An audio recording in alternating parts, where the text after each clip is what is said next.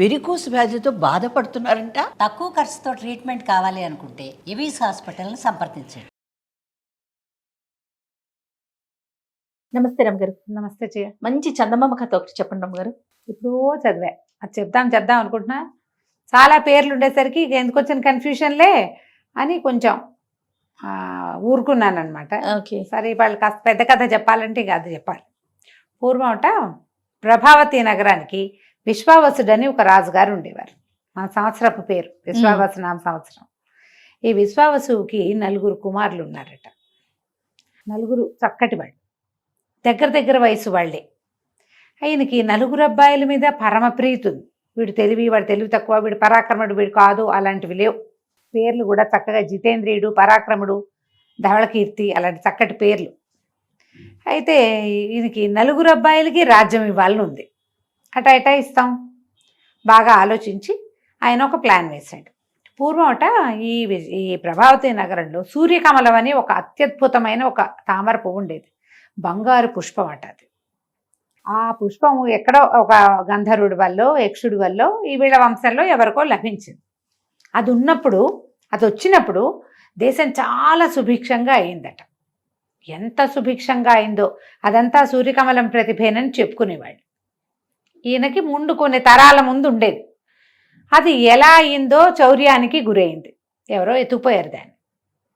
ఆ సూర్యకమలం ఉంటే మన దేశం ఇంకా బాగుంటుందన్న ఫీలింగ్లో వీళ్ళంతా ఉండేవాళ్ళు. ఇప్పుడు ఈయనేం చేశాడు, ఈ ఎవరో ఎత్తుకుపోయిన సూర్యకమలాన్ని సంపాదించిన కుమారుడికి రాజ్యం ఇస్తానని పెట్టాడు. సూర్యకమలం వస్తే రాజ్యానికి కూడా మంచిదే, అత్యంత అవసరమైంది. అది ఎవరు తెస్తే వాడే రాజు. అబ్బాయిలు కూడా దానికి ఒప్పుకుంటే సరే, తలా ఒకవైపుకి వెళ్ళారు. ముందు పెద్దవాడి సంగతి చెప్తాం. జితేంద్రియుడు ఇతను ఏం చేశాడట, వెతుక్కుంటూ వెళ్ళాడు. తూర్పు వైపుకి వెళ్ళాడు. అయితే అతనికి ఏం తెలిసింది, ఈ తూర్పు నుంచి ముందుకి కొంచెం సముద్రం దాటి ప్రయాణిస్తే ఉన్న దీవుల్లో ఒకప్పుడు సూర్యకమలం ఉండేదని ఒక వార్త. మామూలుగా ఊళ్ళల్లో మాట్లాడుకుంటుంటే ఆ దేశం సుభిక్షంగా ఉంది, ఈ దేశం సుభిక్షంగా ఉంది, ఏదైనా ప్రత్యేక శక్తులు ఉన్నాయా మాట్లాడుకుంటారు ఊళ్ళల్లో. మనం రాజకీయాలు మాట్లాడటల్లా ఇప్పుడు. అప్పుడు ఇలాంటి ప్రత్యేకమైన విషయాలు ప్రశంసకు వచ్చేవి, ప్రస్తావనలు వచ్చేవి. సరే, ఈ ప్రశంసా ప్రస్తావన అతను వినగా అవేవో దీవులు ఉన్నాయి, జంట దీవులు పక్కన. ఆ దీవుల్లో ఒక దాంట్లో ఈ సూర్యకమలం ఉందని ఒక వార్త. ఇతను అదేమిటో చూద్దామని ఆ దీవులకి వెళ్ళాడు. ఇతను దిగాడు పడవ. ఊళ్ళోకి వెళ్ళేసరికి అతనికి ఏమి ఎదురైంది, ఒక పెద్ద ఏనుగు. అది ఒక దండ పుచ్చుకొని నడుస్తుంది. దాని వెనకాల పెద్ద సమూహం ఉంది. వెనకాల రథము, ఛత్రచామరాదులు పట్టుకుని మంత్రులు, సామంతులు అంతా నడిచొస్తున్నారు. ఏమిటా అని చూస్తూ ఉంటే ఆ ఏనుగటాట ముందుకు వచ్చి ఈ అబ్బాయి మెళ్ళ వేసిందంట, రాజుగారి పెద్ద అబ్బాయి మెళ్ళు. ఆశ్చర్యపోయాడు. వెనకాల ఉన్న వాళ్ళంతా మహారాజుకి జై జిందాబాద్ అన్నారు. తనకు అర్థం కాల. 5-10 నిమిషాల జనాల కోలాహలం తగ్గాక తను 2 దీవులకి రాజైనట్టు అతనికి అర్థమైంది. ఎట్లా, ఏమిటి ఇక్కడ ఏం జరిగింది అంటే, అప్పుడు అతను మెల్లిగా ఒక రోజులో పట్టాభిషేకం ఏర్పాట్లు జరుగుతుండగా తెలుసుకున్నాడు. ఈ 2 దీవుల్లో ఇతను మొదట వెళ్ళిన దీవిలోనే సూర్యకమలం ఉండేది. ఓకే. 2వ దీవి వాళ్ళు దీనికోసం ప్రయత్నం చేశారు, ఎత్తుకుపోవడానికి. అది ఎవరి దగ్గర ఉంటే వాళ్ళు బాగుంటారు.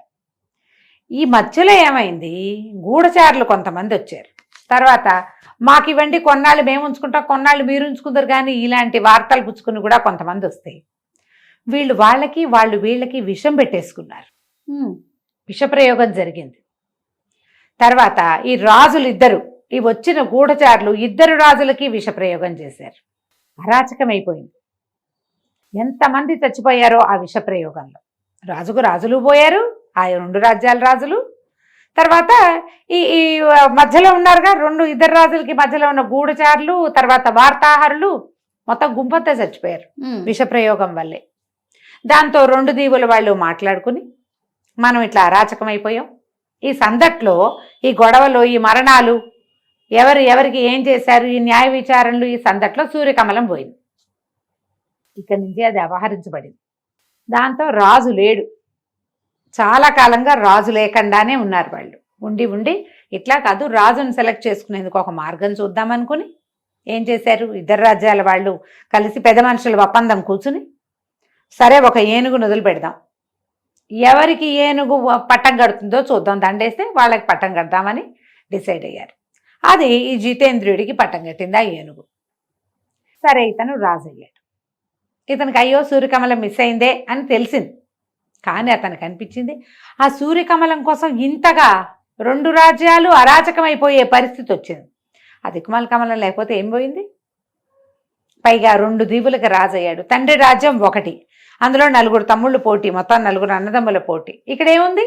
అది హాయిగా ఉంది. అందుకని ఏం చేశాడు, తండ్రికి ఉత్తరం రాశాడు, మీ రాజ్యం నాకొద్దు, ఎప్పుడైనా కుదిరినప్పుడు వచ్చి కనపడతాను, మీరు కూడా ఇక్కడికి రావచ్చు, తమ్ముళ్ళు కూడా నా దగ్గరికి రావచ్చు, నేను ఇక్కడికి రాజు కాబోతున్నాను, అయిపోయాను, ఈ రాజ్యంతో మీకు స్నేహ సంబంధాలు నేను నెరవేరుస్తాను, సూర్యకమలం కోసం నేను ఇంకా వెతకను అని ఉత్తరం రాసి పంపించేశాడు. ఒక అబ్బాయి విరమించుకున్నాడు. సరే రెండో వాడు తన దారిని తను బయలుదేరాడు. ఈ శత్రుంజయుడు అలాంటి పేరున్నవాడు బయలుదేరితే ఏమైంది, అతనికి ఈ కొన్ని రాజ్యాల్లో ఇక్కడుంది అక్కడుంది వార్తలే, అక్కడి నుంచి కూడా అపహరించబడింది, ఇవన్నీ తెలుస్తున్నాయి. సరే వెళ్తే ఏమైంది, ఇప్పుడు కోవిదార రాజ్యానికి వెళ్ళాడు అతను. ఈ కోవిదార రాజ్యంలో ఏమిటి, అప్పుడు మంచి సందడిగా ఉంది. రాజకుమార్తెకి ఇది స్వయంవరం చాటించారు, ఎక్కడెక్కడి రాజులో వచ్చారు. ఇతనేమనుకున్నాడు, ఇంతమంది రాజులు గుమిగూడిన చోట సరదాగా వెళ్తే ఆ డైనింగ్ హాల్లోనూ ఎక్కడో ఒక చోట మాట్లాడి ఎక్కడ సూర్యకమలం ఉంది ఆనుపాను తెలుస్తాయి కదా. అందుకని ఇతనేం చేశాడు, ఎలాగో మంచి పంచకళ్యాణి వేసుకెళ్ళాడు. ఫలానా రాజ్యం రాజస్వామస రాజకుమారుడు రాజుగారి అబ్బాయిని, ప్రభావతి నగర రాజకుమారుడిని, నా పేరు ఇది ఏదని వివరాలు రాసి రిజిస్టర్ చేసుకున్నాడు. అందరితో పాటు ఇతను కూడా సభలో పోయి కూర్చున్నాడు. కూర్చునేసరికల్లా అతను ఎదురుగుండా నడిచొస్తున్న రాజకుమార్తె ఇతని మెడలోనే దండేసింది. కోవిదార రాజుగారికి అసలు మగపిల్లలు లేరు, ఉన్నది ఒకతే కూతురు. ఆ అమ్మాయిని ఎవరు పెళ్లి చేసుకుంటే వాడే కోవిదారకి రాజు. పెళ్ళైపోయింది, రాజు అయిపోయాడు.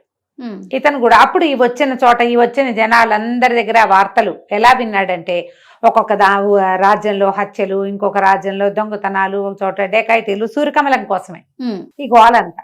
కానీ ఇతనికి కోవిదార ప్రభావతి కంటే పెద్ద రాజ్యం, ప్రభావతి రాజ్యం కంటే పెద్దది. ఎందుకు, అక్కడ 4 పోటీ అయ్యాం, ఇక్కడ ఎవరు లేరు, ఈ రాజుకు నేనే అల్లుణ్ణి, నేనే రాజు. అందుకని తండ్రికి ఉత్తరం రాశాడు, నేను ఇక్కడ ఇంకా నేను వెతకను, పైగా ఈ సూర్యకమలం మీద ఎటువంటి మంచి వార్తలు లేవు, నేను విరమించుకుంటున్నా అనేసరికి సరే ఇక ఊరుకున్నారు. ఇక 3వ అబ్బాయి ఇతను అలా ఇక బయలుదేరాడు దక్షిణం వైపుకి. వెళ్తే అతనికి ఎట్లా తెలిసింది, ఈ రాజ్యంలో ఉన్నది అని ఒక వార్త ఉంది, అదేదో ఒక కొండలాగా ఉంది. ఆ రాజ్యానికి వెళ్ళే దారిలో ఒక కొండ ఉండి దాని నుంచి కుడిమలుపుకి తిరిగితే రాజ్యంలోకి వెళ్తాం. రాజ్యం వైపుకు వెళ్ళే దారులు నిరామయంగా ఎవ్వరూ లేనట్టుగా చెట్లు ఉన్నాయి, కానీ అసలు ఎలా ఉందంటే అది పాడుకొట్లాడుకుంటున్నట్టుంది. కొండ ఏదో కనపడుతోంది. తీరా దగ్గరికి వెళ్తే తెలిసింది అతనికి అది పూర్తి కొండ, అదొక సువర్ణ భూమి. ఆ రాజ్యం పేరు రియల్లీ బంగారు కొండే ఉంది. అక్కడున్న రాయి రప్ప అంతా బంగారమే. ఆశ్చర్యపోయాడు. ఒకటి ముట్టుకుని చూస్తున్నాడు రాళ్ళని, ఒక చిన్న రాళ్ళు అంటే ఏరు చూస్తున్నాడు.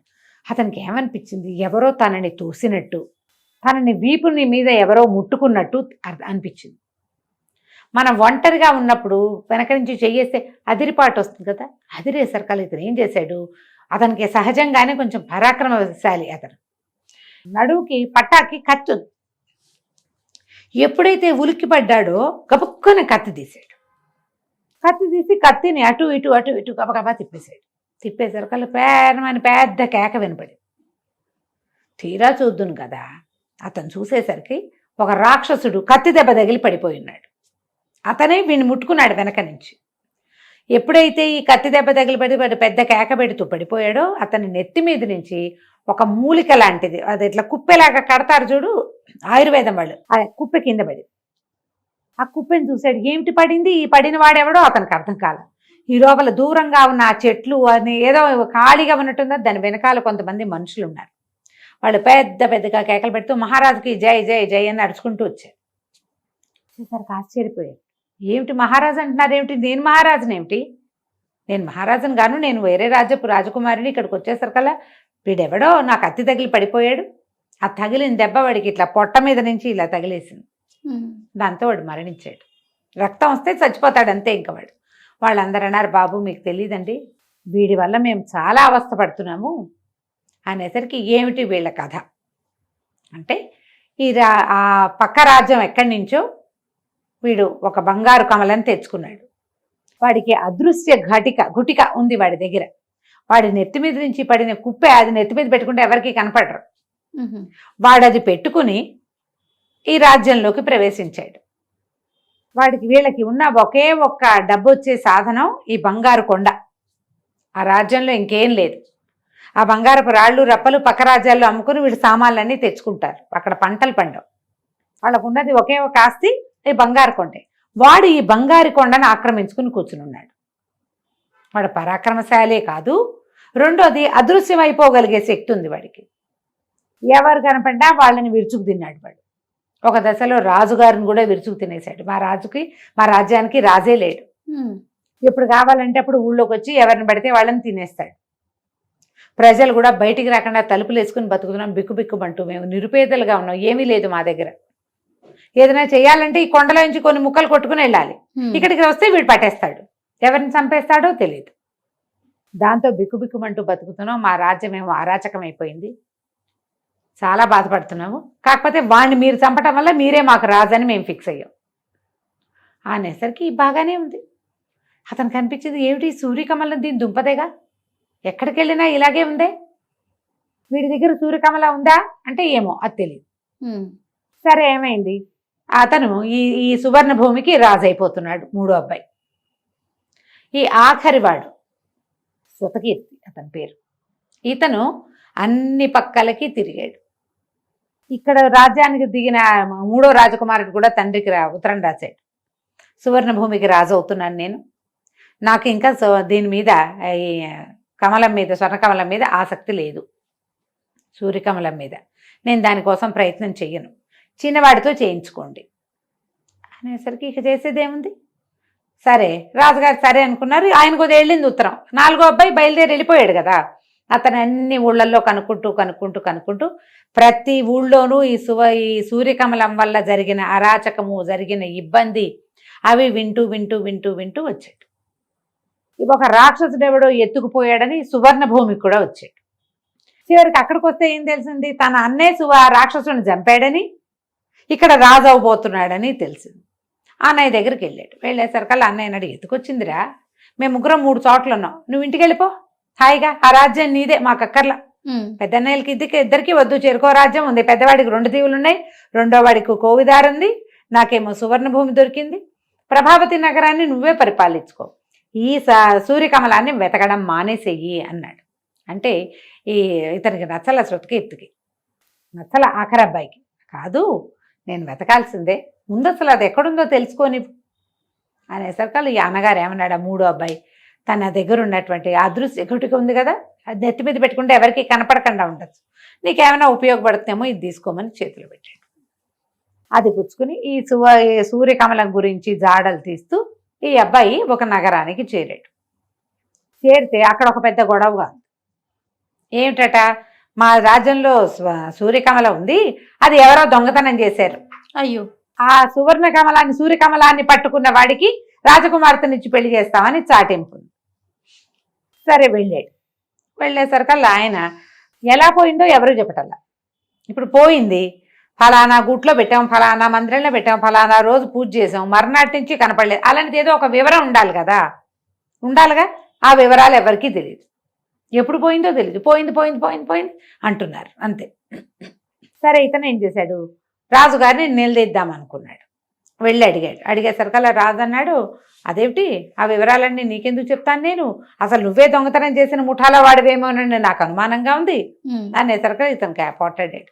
ఈ అమ్మాయిని పెళ్లి చేసుకోవడానికి రాలేదండి, మా సొంత రాజ్యం ఉంది మాకు, మేము 4 బయలుదేరాం, మా అన్నయ్యలు 3 చోట్ల ఉన్నారు, నేను దాన్ని జాడలు తీస్తూ వచ్చాను, అసలు అది మొట్టమొదట మాకు చెందింది, మా వంశంలో మా తాత ముత్తాతల నాడు గంధర్వుడి నుంచి మాకు దొరికింది, లెక్క ప్రకారం అది మాది, దీనివల్ల ఎన్ని అనర్థాలు జరగచ్చో నేను అన్ని చోట్ల వినొచ్చాను. మరి 3 అన్నయ్యలది చూశాడు కదా, అన్ని రాజ్యాల్లోనూ విన్నాను నేను, నాకంతే ఎక్కువగా ఎవ్వరికీ తెలీదు అది ఎన్ని చేతులు మారిందో. సూర్యకమల గురించి తెలుసుకున్నాకే మీతో మాట్లాడతానన్నాడు. ఇక ఎవరెవరెవరెవరినో ప్రశ్నించాడు. ఒక్కళ్ళు కూడా దాన్ని చూసిన వాళ్ళు కానీ దాన్ని దొంగతనం జరిగిందని నిర్ధారించగలిగిన వాళ్ళు కానీ అతనికి కనపడలేదు. అయితే ఏమైంది, ఒక అడవిలో ఇంకా దొంగలు ఉన్న ప్లేసులు చూడడం మొదలుపెట్టాడు. దొంగలు ఫలానా చోట ఉంటారని, అడవుల్లో కొంతమంది దాక్కునేందుకు హైడింగ్ ప్లేసులు ఉంటాయి కదా, వాటి వెనకాల తిరుగుతుంటే ఒక ముని కనపడ్డాడు ఇతనికి. ఈ మునిగారు ఏమైనా చెప్తాడేమో, కనీసం ఆయన జ్ఞాన దృష్టితో చూసి చెప్తాడని ఈ కుర్రాడు రాజుగారి ఆఖరి అబ్బాయి అక్కడికి పోయాడు. వెళ్ళేసరికల్లా ఏమైంది, ఎప్పటికీ ముని కళ్ళు తెరవలేదు.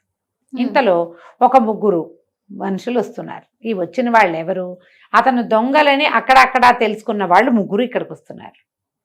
ఇతను ఏం చేశాడు, నెత్తి మీద అదృశ్య గుటుక పెట్టుకుని ఒక పక్కన నుంచున్నాడు. అతను ఉన్నట్టు వాళ్ళకి తెలియదు. వీళ్ళు మాట్లాడుకుంటున్నారు. ఆ మునిగా వేషం వేసుకున్నాడు వాడు దొంగే. ఓహో. వీళ్ళు ఏమనుకుంటున్నారు, అసలు అది పోయిందో లేదోనండి, రాజుగారే దాచేసి అబద్ధం చెప్తున్నాడేమో. 4 ముఠాలు ఉన్నాయి మన ఊళ్ళో, మేము 4 ముఠాలని కనుక్కున్నాం, ఎవ్వడూ అది కొట్టేలా, దొంగతనం చేయలే. మన వల్ల కాకపోతే ఎవడి వల్ల కాదు, మనమే పట్టుకోలేకపోయాం దాన్ని. రాజు మీదే మాకు డౌట్గా ఉంది, రాజు పోకుండానే పోయిందని చెప్తున్నాడేమో అనేసరికి ఇతనికి అనిపించింది ఇది నిజమై ఉండొచ్చు. ఎక్కడైనా వస్తువు పోతే ఫలానా రోజు ఆ వివరాలు వస్తాయి బయటికి, ఏ వివరమూ లేదు ఇక్కడ. సరే ఏం చేశాడు, ఇక్కడి నుంచి వెళ్ళిపోయాడు. వెళ్ళి రాజుగారి దగ్గరికి వెళ్ళి ఏమన్నాడు, మీ అమ్మాయిని నాకు ఇచ్చి పెళ్లి చేయండి, మీ సూర్యకమల ఎక్కడుందో నాకు తెలుసు అన్నాడు. అనేసరికి రాజు అన్నాడు, ఏది నా చేతిలో పెట్టు నాకు చెప్పన్నాడు. మీ చేతిలో పెట్టం ఎందుకంటే అది మీ దగ్గరే ఉంది, ఎక్కడో దాచిపెట్టారు, బయటికి తీయండి, మీ ఇంట్లో నుంచి అది బయటికి వెళ్ళాల అనేసరికి రాజు గతుక్కుమనిపోయాడు. ఆయన ప్లాన్ వేసాడు అట్లా. ఎందుకంటే ఈ సూర్యకమలానికి మొదటి రోజు నుంచి అది ఒక్కసారి ప్రభావతి నగరంలో నుంచి బయటకు వచ్చాక ఎన్నిసార్లు దొంగతనం చేయబడింది. దాని లక్షణం అది. తన దగ్గర నుంచి కూడా పోతుందని ముందుగానే దాచిపెట్టి పోయిందని చెప్తున్నాడు. సరే ఆయన అన్నాడు గతుకుమని, ఇప్పుడు ఒకవేళ ఇప్పుడు ఇలా చేసినా మా అమ్మాయి నీకు ఇచ్చి పెళ్లి చేస్తే నువ్వేం దక్కించుకోలేవు, అది ఇక్కడే ఉందని తెలిసిందంటే దొంగతనానికి జరిగిపోతుంది. నువ్వు తెలుసుకోకపోతే ఇక జరిగేదేం లేదు, ఎవరు చెప్పేవాళ్ళు లేరు కాబట్టి మా పిల్ల పెళ్లి నేను వేరే చేసేసేవాడిని, ఇప్పుడు నేను ఒప్పుకున్నాను కాబట్టి సరే పెళ్లి చేస్తాను పట్టన్నాడు. ఈ అబ్బాయి అన్నాడు, మరి నాకు అది కట్నంగా ఇస్తారా అని అడిగితే ఇస్తాను. పెళ్ళయింది రాజకుమార్తెకి, ఈ అబ్బాయికి. ప్రభావతి నగరపు ఆఖరి రాజకుమారుడు. చక్కగా బ్రహ్మాండంగా పెళ్ళైతే సరే రాజుగారు ఏం చేశాడు, సూర్యకమలాన్ని లోపల నుంచి పట్టుకొచ్చి ఈ అబ్బాయే కనిపెట్టాడని ప్రకటించి సూర్యకమలాన్ని తీసుకొచ్చి యువరాజు చేతిలో పెట్టాడు. ఆ యువరాజు ఏం చేశాడు, చక్క పెళ్లికి అగ్నిహోత్రం పెడతారు కదా, ఏదో మంత్రం చదువుతూ ఈ సూర్యకమలాన్ని అగ్నిహోత్రంలో వేసేసాడు. వేసేసరికి లబలబలాడిపోయాడు రాజుగారు. అయ్యో అయ్యో ఇంత పని చేసావా, ఇది పోగొట్టేసావంటే మీకు తెలియదండి దీని సంగతి, ఇది నిజానికి దీని హక్కుదారులు సొంతదారులం మేం కదా. ఈ సంవత్సరంన్నరగా ఎన్ని చోట్లకి తిరిగాను నేను, ప్రతి చోట ఇది సృష్టించిన విధ్వంసాన్ని చూశాను. ఇది ఏ ఊళ్ళోకి వెళ్తే ఆ ఊళ్ళోనూ, ఇది భూమి మీద ఉండవలసిన వస్తువు కాదు. పైగా ఇది ఎక్కడుంటే అక్కడ సుభిక్షంగా ఉంటుందని మీరు చెప్పుకుంటున్నారు కానీ అలాంటి దాఖలాలు ఏం లేవు. ఇది ఉంటే సుభిక్షంగా ఉండేటట్టయితే 2 దీవుల్లో వాళ్ళు ఎందుకు చచ్చిపోయారు, చచ్చిపోకూడదు కదా. మరణాలు లేకుండా లేనే లేదు. సుభిక్షతకేముంది, మనం జాగ్రత్తగా రాజ్యం చేసుకుంటే సుభిక్షంగానే ఉంటుంది. దీన్ని మీరు నాకు ఇచ్చారు, నాకు దీని అవసరం లేదు, మీ అమ్మాయిని ఇస్తే చాలు అని చెప్పేశాడు. రాజుగారు లబలబమన్నాడు కానీ ప్రజలు అందరూ చూశారు. సూర్యకమలం కాలిపోయింది అనేది అన్ని రాజ్యాలకి వ్యాపించేసింది. దాన్ని అగ్నిహోత్రంలో వేసేసారని. ఇతను ఏం చేశాడు, యువరాజు ఈ రాజకుమార్తెని భార్యను వెంబడి పెట్టుకుని ప్రభావతి నగరానికి ప్రయాణమై వెళ్ళిపోయాడు. వెళ్ళి తండ్రికి ఏం జరిగింది, తను ఎలా చేశాడు, ఎట్లా సూర్యకమలాన్ని అగ్నికి ఆహుతి చేశాడో చెప్పేశాడు. రాజుగారు సంతోషించాడు. ఇక దానివల్ల ఏ సమస్యలు, రాజ్యాలు కొట్టుకు తెచ్చారు, ఎప్పుడు దొంగతనమే. ఇక ప్రభావతి రాజ్యానికి ఆఖరి అబ్బాయిని రాజుని చేశారు. కథ కంచికి మనం ఇంటికి.